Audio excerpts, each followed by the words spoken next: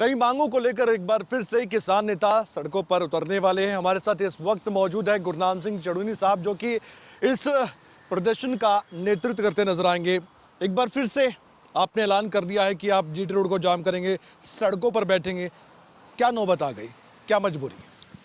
देखिए, सरकार ने जो वादे किए थे केस वापस लेने के, उन पे सरकार खरी नहीं उतरी है। एमएसपी के वादे पे भी सरकार खरी नहीं उतरी है। तो 24 तारीख को आंदोलन को 2 साल हो रहे हैं, तो हम उसकी वर्षगांठ पे और 24 तारीख को ही जो है वो सर छोटूराम जयंती है। तो हम जहाँ से आंदोलन की शुरुआत हुई थी, मोड़ा अनाज मंडी है अम्बाड़ा के पास, वहाँ पे इकट्ठे हो रहे हैं। वहाँ पे बड़ी सभा करी है और वहाँ पे हमने पहले रेलवे ट्रैक जाम करने का ऐलान किया था, क्योंकि रेलवे ने अपने केसों की प्रक्रिया शुरू ही नहीं की थी। लेकिन अब जो है रेलवे ने अपने केस सारे वापस ले लिए हैं, पूरे भारत के वापस ले लिए हैं। लेकिन अभी कल जो मालूम हुआ है वो ये हुआ है कि हरियाणा के तो केस अभी बहुत ज़्यादा पेंडिंग है। 294 केस सारे हरियाणा में दायर हुए थे, जिनमें से 163 को अभी रफा दफा इन्होंने किया है, और वो भी ढंग से नहीं, वो भी अनट्रेस कर रहे हैं, जबकि वायदा वापस लेने का था। अनट्रेस केस का मतलब है तो कभी भी दौरे खुल सकता है। और जो केस नामजद हैं, जिसमें नाम लिखा है कि ये भी वहाँ था, वो तो अनट्रेस हो ही नहीं सकते।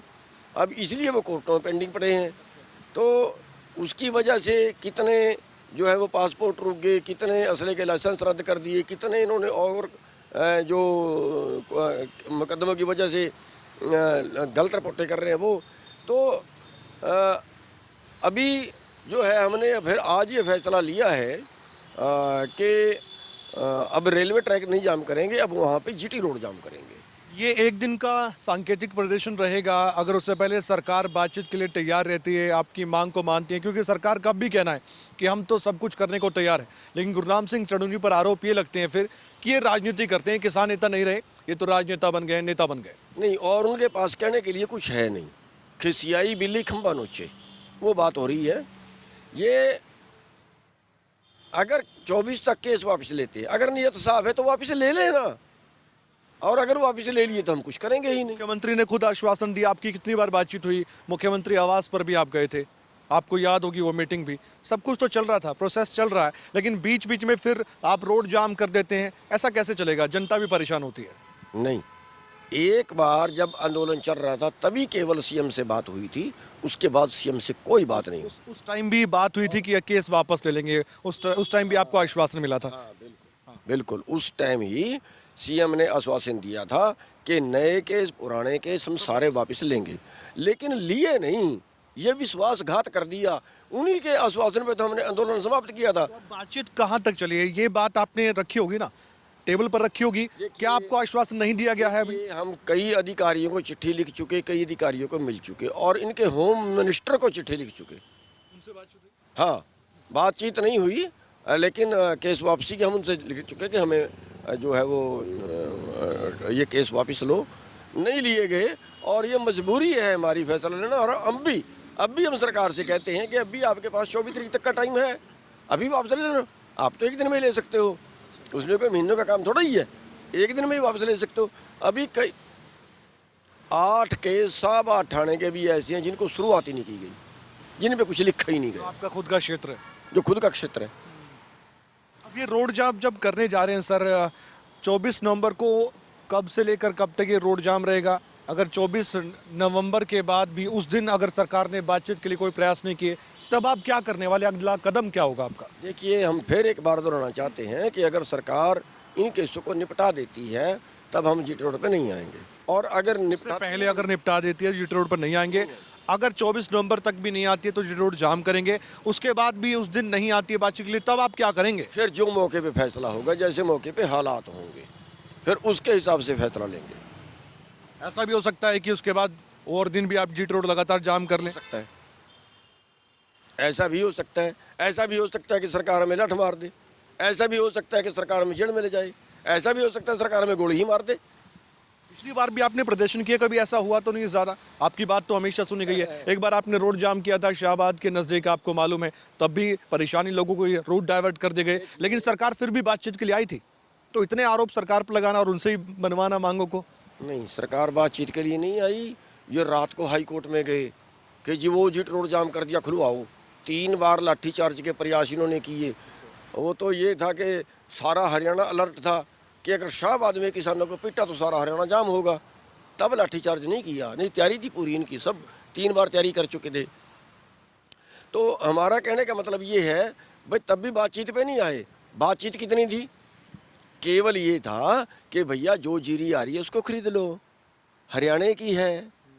आपने किसानों का जो पोर्टल पे दर्ज कराई है कि आपके 5 किले हैं, 5 किले में से आपके इतने क्विंटल खरीदने, उतने ही खरीदने हैं। उसमें तरीकों का सवाल क्या है? ये 100 जूते भी खाते हैं, 100 गड्ढे भी खाते हैं, फिर खरीदी। जब खरीदी, अरे पहले ही खरीद ले भाई, क्यों हमें सड़क पे बिठा रहे हो? अब भी ये केस वापस करेंगे। तो यकीन है करेंगे, फिर आप क्यों रोड पर बैठ रहे हैं? मैं कह रहा करें, जूते खाने के बाद करेंगे, पहले नहीं करेंगे। हम ये समझाना चाह रहे हैं, अरे परमात्मा आपको सद्बुद्धि दे दे, आप पहले ही वापस कर लो यार, क्यों बिठा रहे हो हमें? सुनते ही नहीं, समझ में ही नहीं आती। आपको लगता है किसान नाराज है कि सरकार से, मौजूदा सरकार से? देखिए, नाराज ही होंगे अगर कोई भी सरकार जन भावना के मुताबिक काम नहीं करेगी। आपको लगता है कि अभी है नाराज के नहीं है? नहीं नहीं, खूब नाराज है।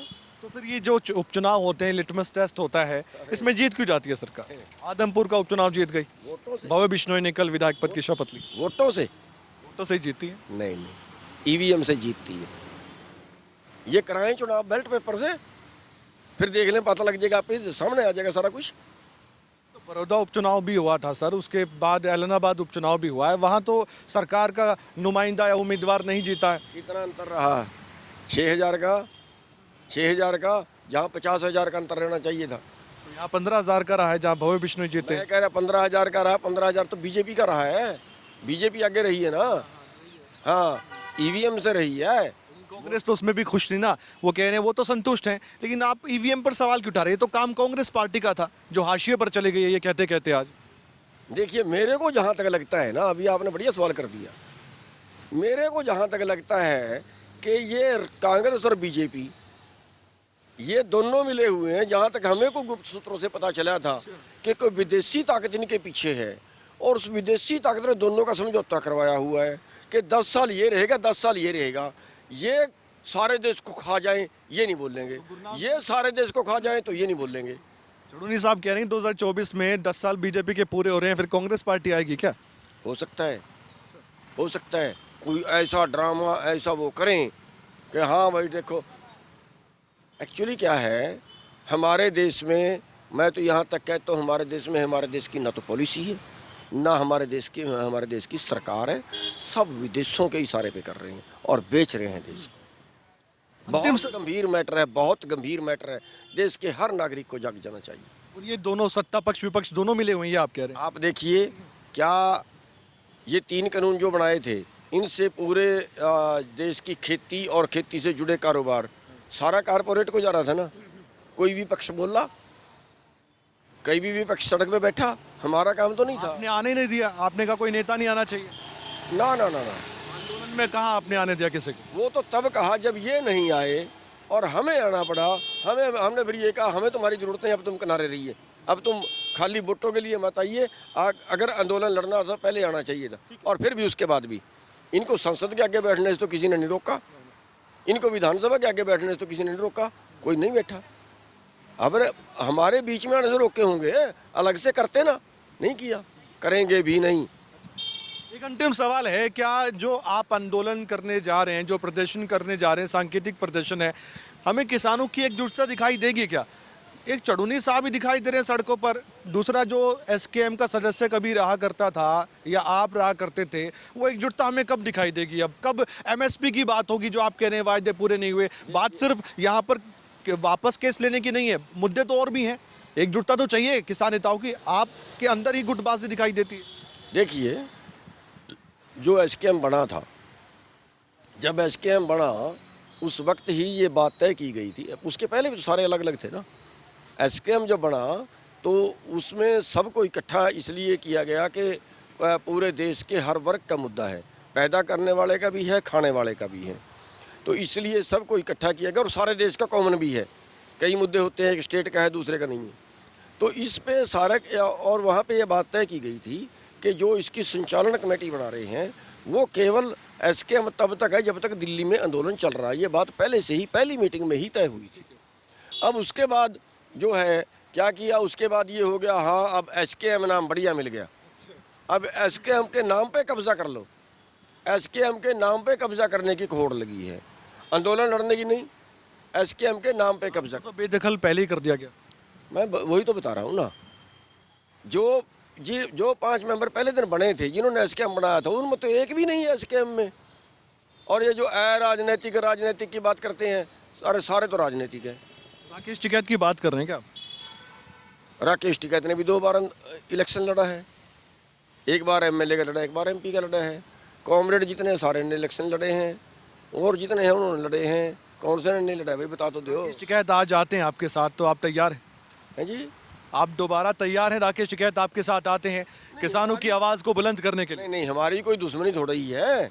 अगर राकेश टिकैत पे कोई मुसीबत आएगी तो हम साथ में जाएंगे, अगर हमारे पे कोई मुसीबत आएगी तो राकेश टिकैत साथ में आएगा। इसमें लगे मत रहे सरकार के, हम कोई अलग अलग हैं, इकट्ठे हो जाएंगे। बहुत बहुत धन्यवाद। तो गुरनाम सिंह चड़ूनी साहब जो कि खुलकर बोले हैं और एक बार फिर से इन्होंने सरकार को चेतावनी दी है, किसानों के खिलाफ जो केस दायर किए गए थे अगर वो वापस नहीं होते हैं तो 24 नवंबर को फिर से जीटी रोड जाम होगा। कैमरामैन जीत के साथ मैं कमल कौशिक, चंडीगढ़ खबरें।